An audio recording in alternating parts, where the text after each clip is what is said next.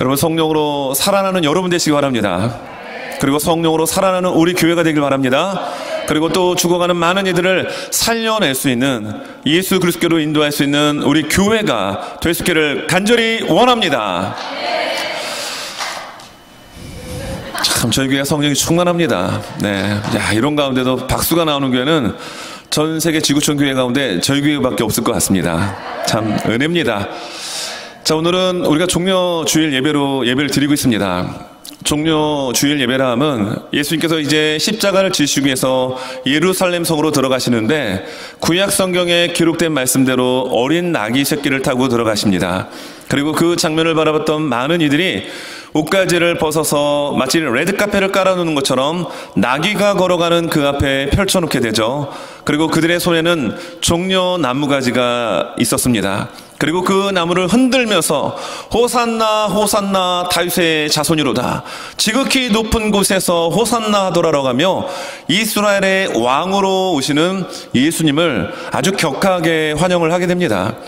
그러나 예수님께서 예루살렘 성으로 들어가시는 목적과 그리고 제자들을 포함한 그때 많은 승리라고 하는 의미를 가지고 있는 종려나무를 흔들었던 백성들의 마음과 생각이 달랐다라는 겁니다. 동상이몽이었죠. 예수님께서는 우리를 죄에서 구원해 주시기 위하여, 죽으시기 위하여 예루살렘 성으로 들어가셨지만, 종려나무까지 흔들었던 많은 이들은 예수님이 이제 이 로마라고 하는 나라로부터 우리를 해방시키고 독립시킬 정치적 메시아로 여기며 예수님을 환영했던 것입니다. 그러나 정말 예수님은 그 구약의 말씀처럼 십자가에 아주 처참하게, 너무나도 비참하게 예수님은 죽으셨습니다. 여러분, 그 예수 그리스도의 십자가의 보혈이 우리에게 있기에 우리는 하나님의 자녀가 되었습니다. 여러분, 오늘 이 시간 우리가 예배를 드리는 데 있어서 여러분 양 한 마리 죽이고 그 피를 뿌리고 여러분 이 시간 예배당에 들어오셨습니까? 아니면 저는 좀 돈이 없어요, 좀 힘들게 살아갑니다, 그래서 집비둘기로 제물을 드리고 그 피를 뿌리고 여러분 이 시간 이 예배당의 자리 가운데 여러분 나오셨습니까? 그런 분이 한 분도 계시지 않습니다. 구약에는 모든 이들이 하나님 앞에 나오기 위해서 제물의 희생이, 피뿌림이 반드시 있었어야 했습니다. 그러나 예수께서 종려 주일 가운데 그 십자가의 사명을 이루시기 위하여 예루살렘 성으로 들어가셨고, 그 사명을 십자가에서 완수하시고 다 이루었도다 라고 하시며 운명하시면서 그 예수 그리스도의 보혈로 인한 그 구원과 제사함의 은혜가 이 시간 예배드리는 우리 모두에게 있음을 우리는 감사해야 합니다. 오늘 우리가 읽었던 이 히브리서에서의 내용은 어찌 보면 종려 주일과는 이렇게 매치가 되지는 않습니다. 그러나 오늘 말씀 가운데 보게 되면 예수님이 어떤 분이셨는지 그 모습을 우리에게 잘 보여주고 있죠. 오늘 15절에 보면 이렇게 말씀해 나옵니다. 그러므로 우리는 예수로 말미암아 항상 찬송의 제사를 하나님께 드리자. 이는 그 이름을 증언하는 입술의 열매니라 라고 나옵니다. 우리가 항상 찬송의 제사를 드리자라고 이야기하고 있죠. 여러분, 이 찬송의 제사를 우리가 왜 드려야 됩니까? 누구 때문에? 누구로 말미암아? 예수로 말미암아. 여러분, 날마다 우리는 찬송하며 찬양하며 살아가는 저와 우리 모두가 되시기를 예수님의 이름으로 축원합니다. 주일날 예배당에 나와 그 시간만 찬양하는 것이 아니라, 어떤 공적 예배 시간에만 하나님을 찬양하는 것이 아니라, 우리 일상의 삶의 자리에서 어느 곳에 있든지 어느 때이든지 하나님의 이름을, 예수 그리스도의 이름을 높여드리고 찬송할 수 있는 그런 모습이 우리에게 있어야 합니다. 여러분, 우리 찬양대가 찬양드리는 모습이 참 은혜가 되죠. 참 가운이 무슨 전사 같습니다. 이게 V자로 딱 돼서 촥촥촥촥 나와서 딱 서서 찬양하는 모습 보면은 십자가 군병 같습니다. 그런데 여러분 기대하십시오. 다음 주는 우리가 부활절 예배를 드리는데 핑크빛 가운으로 교체를 하여 또 하나님의 이름을 찬양한다고 합니다. 여러분, 찬양대와 성가대만 찬양합니까? 찬양팀만 찬양합니까? 그렇지 않습니다. 우리는 언제나 주님의 십자가 앞에서 그 성호를 찬양할 수 있는 찬양의 삶을 여러분 살아가야 할 의무가 저와 우리 모두에게 있습니다. 그래서 저는 오늘 15절의 이 말씀에 나오는 그 제목처럼 찬송의 제사를 드립시다라는 제목으로 말씀을 전하려고 합니다. 여러분, 첫째 우리가 살펴봐야 될 것은 바로 이 설교의 제목이 본문 15절에 나오는 것처럼 찬송의 제사를 우리는 드려야 합니다. 예배를 통해서도 드려야 되고, 여러분 집안에서도 살림을 하시면서도 찬양 드릴 수 있고요, 여러분 일하시면서도 얼마든지 하나님을 찬양하실 수 있습니다. 여러분, 만약에 헤어 디자이너가 있습니까? 그러면 손님의 머리를 깎으면서도 찬양하며 한번 머리를 깎아 보십시오. 예술품이 나올 것입니다. 여러분, 집에서 설거지를 하면서도 하나님의 그 은혜, 나를 구원해 주신 예수님의 십자가의 보혈을 찬송하며 설거지를 해보십시오. 더 깨끗이 잘 세척이 될 것입니다. 여러분, 직장에서 일을 하면서도 마찬가지입니다. 운전을 하면서도 마찬가지고요, 아니면 농작물을 재배하면서도 씨를 뿌리면서도 김을 매면서도, 여러분 김을 맨다라는 표현이 어떤 표현인지 아시죠? 보니까 많이 모르시는 것 같아요. 도시에서 자라신 분들은 모르실 겁니다. 어제 대신방 예배를 드리면서 어느 가정에서 씨 뿌리는 비유에 대한 말씀을 전하면서 어제 비가 왔잖아요. 그래서 농사 짓는 사람에게는 참 좋은 단비입니다. 그래서 김맨다라고 하는 이야기를 했더니 잘 이렇게 모르시더라고요. 왜? 도시에서 귀하게 자라셔서 아마 그 표현을 모르시는 것 같습니다. 여러분, 김맨다라는 표현은 무슨 뜻이죠? 풀 뽑는다라는 거예요. 예. 저도 저희 교회 와서 이렇게 한 5년 가깝게 이렇게 목회를 하다 보니까 저도 저희 이 지역 보든타운 지역에 좀 현지화가 돼가는 것 같아요. 예, 풀 뽑고 김 매고 하는 게 사실 뭐 제가 시골에서 약간 좀 자라긴 했지만 계속 시골에서 자란 건 아니거든요. 근데 여기 와서 보니까 친환경적 자연이잖아요. 주변에서 보면은 풀도 뽑고 날아다니는 새소리에도 또 은혜를 받기도 하고요. 가끔 새가 날아가면서 배설물을 뚝뚝 떨어뜨려가지고 깜짝깜짝 놀라기는 하지만, 여러분 그런 자연 속에서 풀을 뽑더라도 일을 하더라도 여러분 새들도 노래하고 꽃들도 노래하고 흘러가는 구름도 그 운율에 따라 하나님을 찬양하는데, 예수 그리스도의 핏값으로 구원받은 하나님의 자녀가 하나님을 찬양하지 않고 예수님을 찬송하지 않으면 그 누가 찬송하고 찬양하겠습니까? 우리는 하나님의 자녀입니다. 예수 그리스도의 핏값으로 하나님의 소유가 되었기에 언제나 찬송의 제사를 드리는 우리 모두가 되어야 합니다. 오늘 15절에 나오는 이 말씀에 이 제사라는 표현은 헬라디치아라는 단어를 쓰고 있습니다. 말 그대로 희생 제사입니다. 그리고 여기에 중언이라는 표현이 나오는데 호몰로게오라는 이 헬라 단어를 쓰고 있어요. 선포하다 그리고 선언하다라는 뜻을 담고 있습니다. 여러분, 여기에 나오는 이 찬양의 제사는요, 실제로 양을 잡고 소를 잡고 염소를 잡아서 하나님 앞에 나올 때 그 제물의 희생으로 하나님 앞에 설 수 있었던 것처럼 찬송의 제사를 드릴 때 정말 그렇게 내 죄를 대신하여 죽어가는 그 제물을 하나님께 올려드리고 감사의 찬송을 올릴 것을 명령하고 있습니다. 여러분, 찬송은 보통 언제 여러분 나오게 되죠? 즐거울 때 나옵니다. 정말 힘들고 속상하고 억울한데 찬송이 나온다라면 그분은 성령 충만의 삶을 살고 있는 거죠. 보통 기쁠 때, 즐거울 때 절로 콧노래가 나옵니다. 그리고 찬송이 흘러나오게 되죠. 마찬가지입니다. 우리가 예배당 안에서만 주일날만 예배하고 찬양하는 것이 아니라 우리 일상의 생활 속에서 어느 곳에 있든지 어느 시간에 있든지 간에 그 하나님을 찬양하고 예수 그리스도의 십자가의 보혈을 높여드릴 수 있는 우리 모두가 되어야 된다라고 성경은 말씀합니다. 유대 철학자 필로가 이런 얘기를 합니다. 이 찬송의 제사는 바로 최선의 죄물입니다 라고 이야기합니다. 여러분, 제물도 등급이 있어요. 그런데 찬송으로 드려지는 우리의 제사를 하나님은 최선의 제물로 받아주십니다. 여러분, 이번 한 주를 살아가시면서 여러분, 이 고난주간으로 우리가 이번 한 주간을 지내게 될 터이지만 십자가의 보혈을 찬양하십시오. 예수님의 그 구원의 은혜를 찬양하십시오. 나와 함께 하시는 그 성령 하나님의 그 구속의 은혜, 함께 하심의 동행의 은혜를 여러분 찬송으로 하나님께 올려드리십시오. 바로 그곳이 하나님의 나라요 천국이 된 줄로 믿습니다. 여러분, 성경의 말씀에 보면 시편 50편 23절에서 시편 기자는 이렇게 이야기합니다. 감사로 제사를 드리는 자가 나를 영화롭게 하나니 그의 행위를 옳게 하는 자에게 내가 하나님의 구원을 보이리라. 어떤 제사를 드린 자가 하나님을 영화롭게 한다라고 말씀합니까? 감사로 드리는 자. 감사.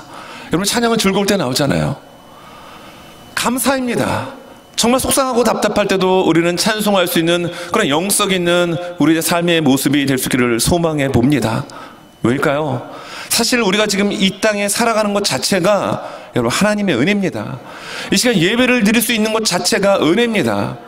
어제 대신방을 마치고 딱 마치고 이제 나오니까 비가 좀 떨어지더라고요. 물론 이제 대신방을 딱 어제 오전에 여름 비가 제법 많이 온 거 아시나요?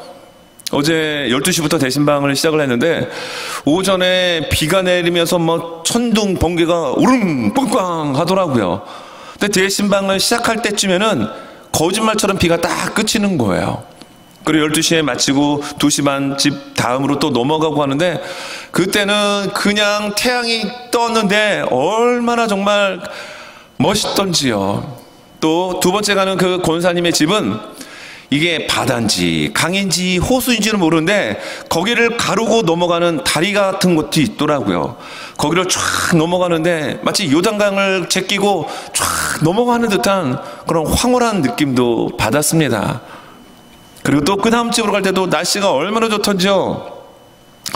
그리고 모든 대신방 다 이제 마치고 저녁 한 6시 훨씬 넘어서 집으로 들어오고 이제 마지막 이렇게 내릴 분 내려드리고 딱 나오는데 갑자기 하늘에서 진짜 이 엄지 손톱만한 우박이 쏟아지는데 얼마나 놀랐는지 모릅니다. 그대로 운전하고 하다간 차에 구멍이 날 것 같더라고요. 차 유리가 깨질 것 같더라고요. 바람은 얼마나 세차게 몰아치는지 그냥 한 치 앞을 볼 수 없을 정도였습니다. 토네이도 경보가 어제 있었죠. 그래서 깜짝 놀라서 옆에 있는 건물 안쪽으로 주차장에다 주차를 하고 기다렸는데 우박이 바람 샥샥샥 막 입으로 비트 하는 거 있잖아요. 치치치치. 아, 우박이 따다다다다다다다다 바람이 휘휘휘. 아, 이 바람과 우박도 하나님을 찬양하는구나. 그런 마음이 들었습니다. 여러분, 그 상황에서 어떻게 이게 찬양한다고 여길 수 있을까요? 오늘 주일날 제가 설교의 제목을 찬송의 제사를 드립시다로 정했기 때문에 아마 그 순간 몰아치는 토네이도와 같은 강한 바람 속에서도 그리고 차에도 정말 피해를 입힐 수 있을 정도의 엄지 손톱 정도의 우박이 그냥 쏟아붓는데 이것마저도 하나님을 찬양하는구나 라는 마음이 들더라는 겁니다. 여러분, 이 땅에 있는 모든 자연만물은 하나님을 찬양할 의무가 있습니다.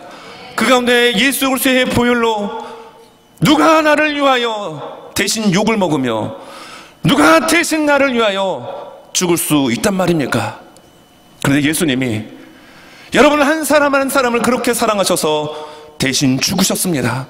대신 침뱉음을 당하셨습니다.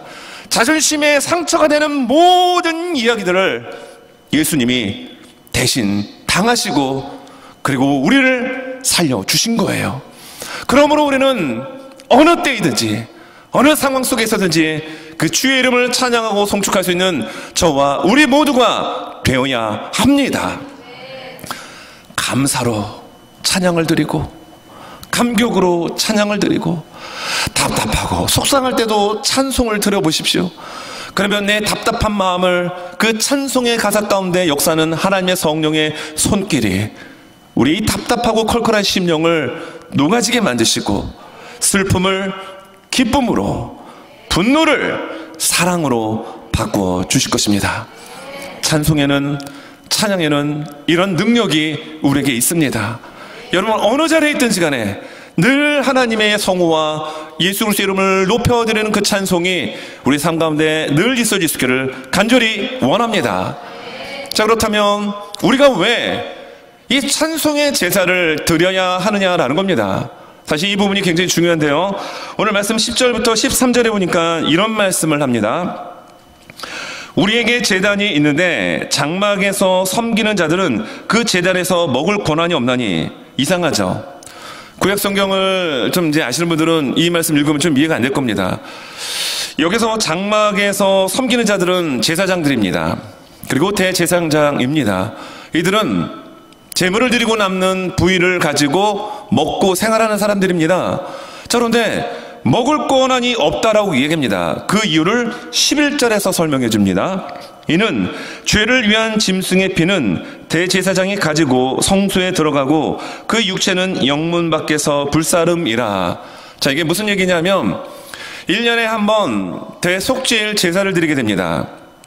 나머지 제사는 밖에서 드리고, 그리고 그 제물의 일부분을 제사장과 레위인들이 취하게끔 되어 있는데, 대속죄일에 드려지는 제물은 제사장이 취할 수가 없어요. 먹을 수가 없습니다. 그리고 그 제물을 그 제단 안에서, 이 번제단에서 태워서 없애는 것이 아니라 성문 밖, 진영 밖에 나가서 불태워 없애야 하는 것입니다. 이것이 대속죄일에 드려지는 제사예요. 이걸 말하고 있는 겁니다. 대제사장들이 평상시에 양들과 염소, 비둘기를 가지고 와서 그 죄를 그들에게 전가시키고 각을 떠서 여러 종류의 제사를 드리게 되죠. 그러나 1년 한 번에 있는 이 대속죄일 7월 10일은 그 음식을, 제물을 자기 것을 취할 수 없다라고 강조하게 되는데요. 이어서 어떤 이야기를 하냐면, 자, 12절입니다. 그러므로 예수도 자기 피로써 백성을 거룩하게 하려고 성문 밖에서 고난을 받으셨느니라. 여러분, 세례 요한이 예수님을 바라보면서 보나 세상 죄를 지고 가는 하나님의 어린 양이로다 이야기합니다. 왜 세례 요한이 예수님을 바라보며 이런 이야기를 했을까요? 예수님은 우리 모든 인류의 죄야, 내 죄를 담당하시기 위하여 이 땅에 오신 한 어린 양이었습니다. 그리고 실제로 예수님은 그 어린 양처럼 6월절에 십자가에 못 박혀 돌아가시게 되었죠. 그런데 그 예수님의 십자가 골고다 언덕, 거기에 있게 되는데, 그 십자가의 죽음을 히브리서 기자가 이런 식으로 표현을 하고 있는 겁니다. 여러분, 히브리서를 보게 되면 구약의 말씀이 굉장히 많이 인용되고 있어요. 구약의 말씀 가운데 특별히 제사와 관련된 대제사장에 대한 호칭이 많이 나오게 됩니다. 그래서 성경 말씀 히브리서 7장 1절에서 10절의 말씀에 보게 되면 이 부분을 멜기세덱과 그리고 레위 제사장과 비교하며 이야기합니다. 정확하게 말하면 구약의 제사가 필요하다는 얘기입니까? 안 필요하다는 얘기입니까? 필요하지 않다는 얘기예요. 왜입니까? 예수님이 십자가에 죽으셨기 때문에. 양과 염소는 날마다 죄를 지을 때마다, 하나님 앞에 나올 때마다 그 양들이, 그 소와 염소가 대신 죽어야 했지만, 예수님이 영문바 골고다 언덕에서 죽으심으로 인하여 우리는 하나님 앞에 나올 수 있게 됩니다. 히브리서 기자가 이거를 잘 구체적으로 설명을 해주는데, 히브리서 7장 1절에서 10절의 말씀을 보게 되면요, 멜기세덱과 레위지파와 비교하며 설명을 합니다. 자, 이 말씀이 약간 좀 어려울 수는 있지만, 자, 말씀을 읽고 알려드리겠습니다. 여러분, 성경을 펴주시기 바랍니다. 이건 스크린으로 준비하지 않았어요. 성경을 직접 보고 한번 눈으로 여러분 그것을 확인하라고 이 스크린에 준비하지 않았습니다. 자, 성경을 보시길 바랍니다. 히브리서 7장 1절에서 10절에 보면, 자, 이 멜기세덱은 살렘 왕이요 지극히 높으신 하나님의 제사장이라. 여러 왕을 쳐서 죽이고 돌아오는 아브라함을 만나 복을 빈 자라. 아브라함이 모든 것의 10분의 1을 그에게 나누어 주니라. 그 이름을 해석하면 먼저는 의의 왕이요 그 다음은 살렘 왕이니 곧 평강의 왕이요 아버지도 없고 어머니도 없고 죽보도 없고 시작한 날도 없고 생명의 끝도 없어 하나님의 아들과 닮아서 항상 제사장으로 있느니라. 멜기세덱에 대한 소개를 장황하게 설명합니다. 멜기세덱의 이름의 뜻은 의의 왕입니다. 근데 이 멜기세덱은 누구를 예표하냐면 예수 그리스도를 예표합니다. 그리고 뒤이어서 나오는 레위 지파 제사장은 다 죄인이거든요. 그래서 그들은 하나님 앞에 범죄하게 되면 그들 또한 마찬가지로 양과 소와 염소와 비둘기로 대신 죄를 전가시키고 하나님 앞에 나가야 하는 존재들이었습니다. 자, 레위 지파와 멜기세덱과 비교하며 설명하는 장면이 4절부터 10절의 말씀이죠. 자, 4절부터 10절 제가 쭉 읽어드립니다. 이 사람이 멜기세덱입니다. 얼마나 높은가를 생각해보라. 조상 아브라함도 노량물 중 10분의 1을 그에게 주었느니라. 레위 아들들 가운데 제사장의 직분을 받은 자들은 율법을 따라 아브라함의 허리에서 난 자라도 자기 형제인 백성에게서 10분의 1을 취하라는 명령을 받았으나 레위 족보에 들지 아니한 멜기세덱은 아브라함에게서 10분의 1을 취하고 약속을 받은 그를 위하여 복을 빌었나니 논란의 여지 없이 낮은 자가 높은 자에게서 축복을 받느니라. 또 여기는 죽을 자들이 10분의 1을 받으나 저기는 산다고 증거를 얻은 자가 받았느니라.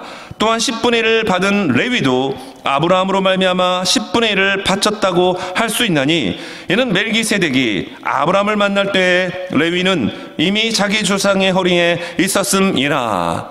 아멘입니다. 여러분이 무슨 말씀인지 이해가 좀 되시나요? 이해가 안 되신다라고 여러분이 도리도리를 하십니다. 이 말씀은 오늘 본문의 말씀과도 사실 연결이 됩니다. 예수님이 영문 밖에서 죽으셨습니다. 그리고 대제사장이랄지라도 장막에서 성막에서 돕는 그들도 대속죄일에는 그 고기를 취할 수 없고 그 제물을 성문 밖, 성전 밖, 영문 밖에 나가서 불태웠어야 했습니다. 이 성전 밖, 성문 밖, 영문 밖은 부정함을 의미하고 있어요. 여러분 성경에 보면 많은 문둥병 환자들이 나옵니다. 문둥병 환자들이 성전 내로 들어와서 그들과 함께 살 수 있었습니까? 못 삽니다. 성전 밖에 살게끔 돼 있습니다. 왜냐하면 부정하였기 때문이에요. 그리고 대속죄일에 잡았던 제물로 드렸던 이것을 번제단에서 다 태우지 않고 영문 밖, 성문 밖에서 태우는 것은 부정하다라는 것입니다. 그런데 예수님이 성문 밖에서 오늘 성경에 표현해 보면 영문 밖에서 고난을 받으셨다라고 합니다. 제물로 말하면 거기서 다 불타서 사라지고 한 줌의 죄가 되신 거예요. 이게 십자가의 죽음이죠. 그런데 구약의 그 많은 제사장들과 히브리서는 대제사장 되신 예수님과 끊임없이 히브리서에서 이것을 비교하며 설명합니다. 자, 그것이 대표적으로 히브리서 7장인데요. 여기 보면 멜기세덱과 레위 지파 제사장들과의 이 차이를, 그러니까 멜기세덱 제사장의 우월함을 잘 보여주고 있습니다. 우리가 지난주에 아브라함에 대한 이야기를 이제 말씀을 들었지만 이 아브라함이 그돌라오멜 왕과 연합군과의 그 전투에서 승리하고 조카 롯을 데리고 돌아오죠. 이때 누가 이 아브라함을 환영하죠? 멜기세덱이 이 아브라함 일행을 환영합니다. 그리고 떡과 포도주로 그들을 대접합니다. 그리고 그 상황을 가지고 지금 설명을 하고 있는 장면인데요. 자, 이것을 이렇게 한번 설명을 드리려고 합니다. 레위 지파와 멜기세덱과의 그 비교를 했을 때 멜기세덱이 얼마나 우월한지를 이렇게 성경은 4절에서 이야기하는데요. 레위 조상인 아브라함에게 멜기세덱이 11조를 받습니다. 레위 조상이었던 아브라함이 멜기세덱에게 11조를 바쳤다는 얘기입니다. 이게 4절의 말씀이죠. 자, 그리고 두 번째는 레위 조상인 아브라함이 멜기세덱에게 축복을 받습니다. 그리고 세 번째는요, 레위 제사장은 죽습니까? 안 죽습니까? 죽습니다. 그런데 멜기세덱은 영원히 살아있다라고 8절 3절에서 이야기합니다. 레위 지파가 아브라함의 허리 안에서 태어나기 전, 허리 안에 있다라는 것은 태어나기 전을 말합니다. 그런데 멜기세덱에게 11조를 바치는 장면 9절 10절에 나옵니다. 이것을 1절부터 10절까지 쭉 읽으면 성경이 자세하게 우리에게 설명을 하는데요. 무슨 얘기냐? 레위 지파가 태어나기 전에 아브라함이 있었잖아요. 레위는 아브라함의 증손자입니다. 아브라함의 아들이 이삭이었고 이삭의 아들이 야곱이었죠. 그리고 레위는 야곱의 셋째 아들이었습니다. 근데 지금 아브라함이 지금 돌아오는데 멜기세덱이 환영하는 겁니다. 그리고 멜기세덱이 그를 축복하고 11조를 아브라함이 멜기세덱에게 바치고 하는 일련의 이 사건을 가지고 설명하고 있는 거예요. 이때 레위가 태어났습니까? 안 태어났습니까? 안 태어났어요. 안 태어났단 말입니다. 그러니까 유대인들에게서 이 제사장, 대제사장은 하나님 앞에 나가는 데 있어서 반드시 필요한 존재였습니다. 근데 그 레위 지파 출신의 대제사장들마저도 죽고 멜기세덱과 비교해보면 그들은 아무것도 아니다라고 이야기하는 겁니다. 왜 멜기세덱을 이렇게 띄우고 우월하다라고 설명을 하고 있죠? 예수 그리스도를 설명하기 위해서라는 거예요. 여러분, 예수님은 대제사장으로 이 땅에 오셨다라고 히브리서에서 너무나도 많이 강조하고 있습니다. 여러분, 성경 말씀 히브리서 7장 27절 말씀 앞에 스크린 보면서 같이 한번 우리 읽도록 하겠습니다. 자, 히브리서 7장 27절 같이 한번 읽습니다. 시작. 그는 저 대제사장들이 먼저 자기 죄를 위하고 다음에 백성의 죄를 위하여 날마다 제사 드리는 것과 같이 할 필요가 없으니 이는 그가 단번에 자기를 드려 이루셨음이라. 예수님의 십자가의 죽으심은 단 한 번의 죽으심으로 우리의 모든 문제를 해결해 주셨습니다. 그러나 레위 지파의 제사장들은 그들도 죄인이었기 때문에 하나님 앞에 나가기 위해서 날마다 죄 씻음에 대한 제사를 드렸어야 되고, 그리고 날마다 그것을 위하여 누군가가 죽었어야 되는 거예요. 그 누군가가 바로 양과 소와 염소와 비둘기였던 겁니다. 그러나 멜기세덱은 그들과 차원이 달랐다라는 거예요. 멜기세덱의 족보는 없습니다. 여러분, 대제사장의 족보가 없다는 것은 그 정체성을 의심해 볼 수 있습니다. 근데 성경은 의도적으로 멜기세덱의 출신을 비밀리에 감추고 있어요. 왜 그렇죠? 멜기세덱은 누구를 예표하고 있기 때문에요? 예수 그리스도를 예표하기 때문에 이렇게 미스터리한 부분들을 많이 설치해 놓고 있는 겁니다. 그런데 성경 히브리서에서 얼마나 많은 부분에서 대제사장 예수 그리스도를 소개하고 이야기하고 있습니까? 오늘 예수님은 영분바 그곳에서 자신의 그 십자가의 사명을 다 완수하심으로 우리 또한 그 길을 따라갈 수 있도록 우리를 초대하고 있습니다. 그리고 그런 예수 그리스도의 십자가의 보혈로 인한 구원을 받은 우리는 날마다 감사하며 찬송해야 할 의무가 저와 우리 모두에게 있음을 기억할 수 있기를 예수님 이름으로 축원합니다. 여러분, 성경 말씀 히브리서 10장 19절 20절에 보면 정말 중요한 이야기를 우리에게 해주고 있습니다. 구약의 사람들 같으면 정말 상상할 수 없는 이 일이 성경은 이렇게 우리에게 말씀하고 있는데요. 이 말씀도 우리 같이 한번 스크린을 바라보며 읽도록 하겠습니다. 시작. 그러므로 형제들아, 우리가 예수의 피를 힘입어 성소에 들어갈 담력을 얻었나니 그 길은 우리를 위하여 휘장 가운데로 열어놓으신 새로운 살 길이요 휘장은 곧 그의 육체니라. 아멘. 우리가 성소를 향하여 담대히 들어갈 수 있는 그 담력을 무엇으로 얻었습니까? 예수의 피로 우리는 그 담력을 얻게 된 겁니다. 예수님께서 성만찬을 하시며 최후의 만찬 석상에서 포도주를 주시며 이것은 너희를 향한 나의 피니라고 하며 이 피는 곧 새 언약이라고 말씀하십니다. 여러분, 새 언약이 무엇입니까? 신약 성경이죠. 그런데 새 언약은 보다 좁혀서 이야기하면 예수 그리스도의 피입니다. 여러분, 신약 성경을 짜면 뭐가 나올까요? 하나님의 사랑이 나올 겁니다. 그 사랑은 예수 그리스도의 십자가의 보혈, 이 보혈로 우리 모든 죄를 씻어 주신 거예요. 그렇기 때문에 감사할 수 있는 겁니다. 우리가 왜 찬송하지 못할까요? 감사와 감격이 우리에게 없기 때문이에요. 무엇보다도 주님의 십자가 앞에 설 때마다 나를 구원해 주신, 내가 어떤 존재인지를 날마다 깨달을 때마다 그 주님의 십자가 앞에 감사하고 감격하며 찬송할 수밖에 없는 이 놀라운 은혜를 우리는 고백하게 될 것입니다. 말씀을 정리합니다. 오늘 우리는 종료 주일 예배를 드리고 있습니다. 예수님이 어린 나귀 새끼를 타고 예루살렘으로 입성할 때 많은 이들은 정말로 두 손을 들고 종려나무가지를 흔들며 환영했습니다. 마치 축제의 분위기였습니다. 그러나 그 어린 나귀의 등에 몸을 싣고 들어가시는 예수님의 마음은 어떠셨을까요?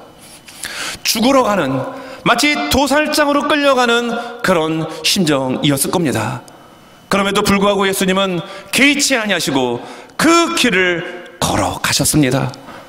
왜냐하면 우리를 구원해 주시기 위하여, 죄에서 우리를 건져내 주시기 위하여 예수님은 그 길을 걸어가신 거예요. 그래서 오늘 이 레위 지파의 제사장들이 감히 할 수 없는 예수 그리스도의 십자가의 단번에 한 번의 죽으심으로 성소의 문이 열렸습니다. 지성소는 아무도 못 들어가요. 대제사장도 함부로 못 들어갑니다. 그런데 그 지성소 가운데 예수님의 육체를 찢으셔서 지성소 안으로 들어가 담대히 하나님을 찬양하며 예배드릴 수 있는, 여러분, 이러한 놀라운 특권과 은혜를 주심에 감사함으로 날마다 하나님을 찬양하며 나갈 수 있는 정말 우리 모두가 되실 수 있기를 예수님의 이름으로 축원합니다.